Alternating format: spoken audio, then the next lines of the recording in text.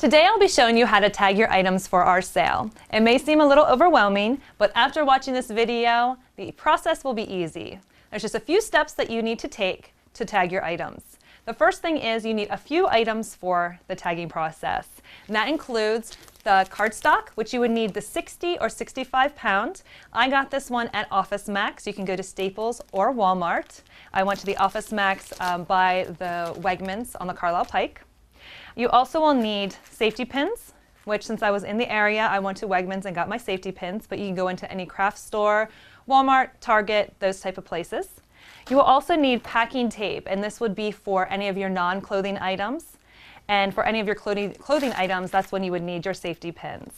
You're going to need scissors as well, because you're going to cut out your tags. And if you have any small items that you want to group together, Ziploc bags are great to have as well, and you will need a variety sizes for that. And also hangers to hang your clothes. The first step you want to do is organize your items. For clothing items, you want to make sure that they're washed, free from stains and rips. If they have zippers, make sure that they're working zippers. And if you have sets, it's better to put them as a set than to sell them separately. They'll sell better that way. Any non-clothing item, you are going to want to make sure that there is no dust on them, dirt, and if they're battery-operated items, make sure that they have working batteries in those as well. The next step of the process is to actually go into the computer system to create your tag. So that way it looks like this, for instance, for your clothing item. After you print out your tag, you're going to want to attach it to your item. So I have a few samples of what we can do on how you attach those items. So the first one is, for instance, a clothing item. You want to attach it with a safety pin where it says pin here onto the right-hand side of the item. You can also, if you have a tagging gun, you can tag it with a tagging gun as well. But I just safety pinned it here. Now, if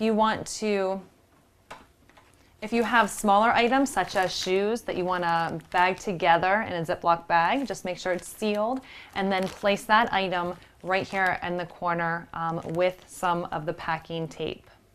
Now for the bigger items, such as a toy or say an extra saucer, a high chair, it just needs to be visible for all the customers to be able to see. And you're going to want to use packing tape for that as well.